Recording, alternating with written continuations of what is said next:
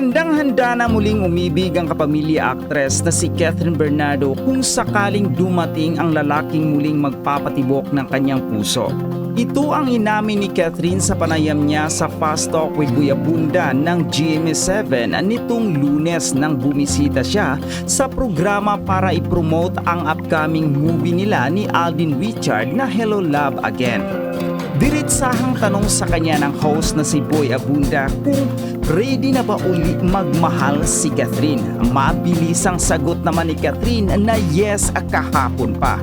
Bukod sa kahandaan niyang muling umibig, nausisa rin ni Boy kay Kathryn ang kontrobersyal na hiwalayan nila ng dating nobyo na si Daniel Padilla.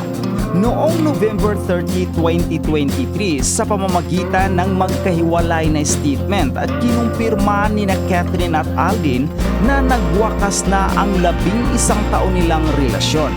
Nabaling kay Daniel ang sisi sa nangyaring hiwalayan dahil nagkaroon umano ito ng lihim na relasyon sa aktres na si Andrea Brillantes na naging mitsa para kay Kathryn na makipaghiwalay. Bukod pa riyan ang pagdikit ng pangalan ni Daniel sa iba pang mga babae dahilan para isipin ng marami na makailang beses niyang pinagtaksilan si Kathryn. Balik sa panayam ni Kathryn sa Fast Talk with Boy Abunda, sinabi ng aktres na marami siyang natutunan at nadiskubre sa kanyang sarili dahil sa breakup nila ni Daniel. Nangyari ito nang itanong sa kanya ni Boy kung ano na ngayon ang definisyon niya tungkol sa pagmamahal pagkatapos ng lahat ng kanyang pinagdaanan. Pahayag ng aktres, I don't know if I am the right person to ask because I've only been into one relationship that lasted for 11 years. Base sa napagdaanan ni Kathryn, ang alam daw niya ngayon tungkol sa pag-ibig ay maaari itong matagpuan kahit saan. Bagay na nakita at ipinaramdam daw sa kanya ng mga taong nasa paligid niya noong mga panahon na lugmok siya dahil sa hiwalayan nila ni Daniel. Sa katunayan, wala raw pinagsisisihan si Kathryn na nakasama niya si Daniel ng 11 taon. Tinanong kasi ni Boy si Kathryn kung may maipapayo siya sa kanyang younger self para hindi na nito maranasan pa ang sakit na pinagdaanan niya sa love story nila ni Daniel Padilla. Ikaw ba, eto nga Katniel, nakapag-move on na daw dahil sa mga revelasyon ni Kathryn Bernardo na parang nagpapahiwatig para kay Alden Richards! Pero naman, dapat naman talagang mag-move on na sila. Medyo matagal-tagal na rin. Tsaka, alam nyo, ang hirap kasing, lalo sa ex, no, nakakaloka kapag nakikitang nag-aaway-away kayo, di ba? Parang, kayo mismo mga fans, di ba, nag-aaway kayo, bakit parang, again, mas gusto kong mag-focus na lang yung Kat Den fans.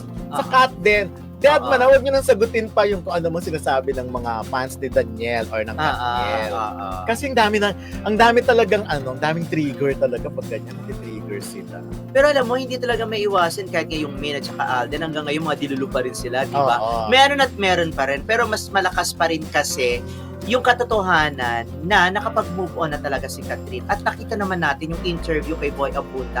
Iba ang glow ng atin ninyo, as in ang saya-saya niya. Ang saya-saya niya, and then nung sinabi niya nga na parang, sinabi niya na willing na ulit siyang magmahal, parang okay. At nataon nga na sa panahon pa nilang dalawa ni Alden, di ba ng Kat Den, at sinabi niya pa na 34 years old siya, magpapakasal. Di ba? Lagi naming sinasabi yung age na 34.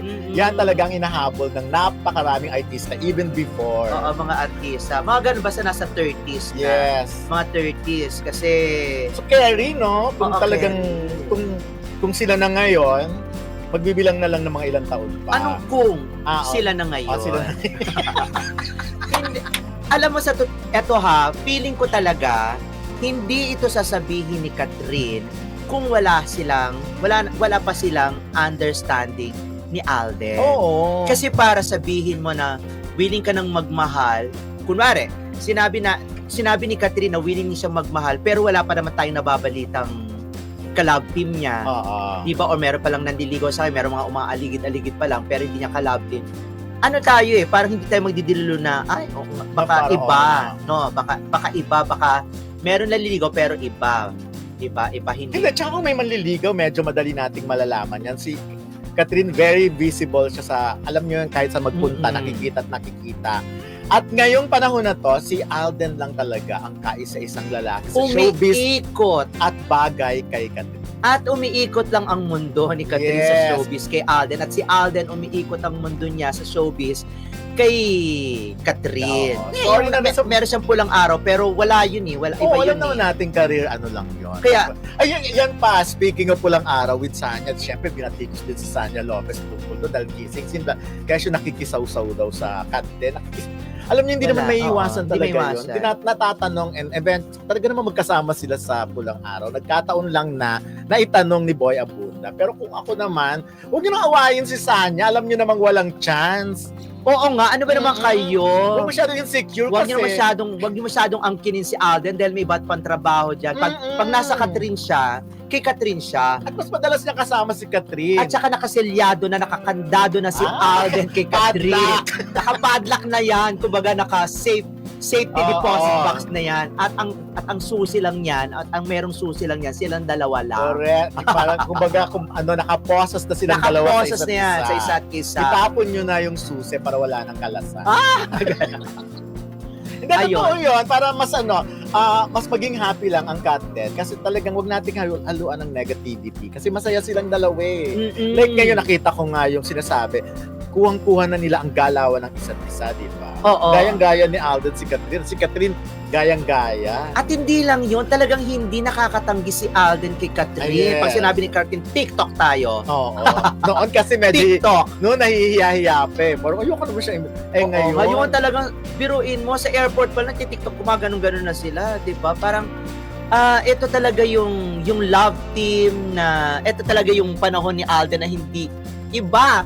Ewan ko, iba talaga nararamdaman. Pero alam mo, masaya ako for them. Masaya ako para sa mga fans ng Catherine. Oo. At talagang hindi, kaya nga overflowing ang happiness. Kaya wag nang haluan pa ng Pero syempre, tawag na naman sa'yo. Ano ba yun? Every time na lang. Kay Ambriel, hello po, watching from Hong Kong. Bukas na namin malalaman kung anong date palabas dito.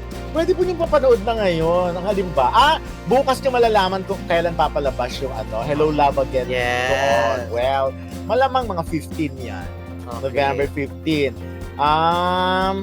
Christian Vergara, bakit pa parang magkasunod ang interview ni Sanya Lopez at Catherine Bernardo kay Tita Boy Abunda? Siyempre pa parang mas marami magka-interes. Alam mo naman ang talk show pa rin yan. Gusto pa rin yan na maraming manonood sa kanila. Nena Servano is watching from Hong Kong. May Vine, inaabangan ko talaga kayo daily dahil sa Catherine. All this na ako pero na-hook talaga sa Catherine. Parehas po kayo ng marami pang oldies. Actually, ang dami-dami. Pwede na nga magtayo ng Catherine senior citizen, no? Wow. Bongga yun, no? Pero wala pa Correct. tayong senior citizen, eh. Wala pa. Hindi pa kami magiging presidente. Wala pa kami mga 20% discount. Yes. O yan. Ayun. Anyway, Okay.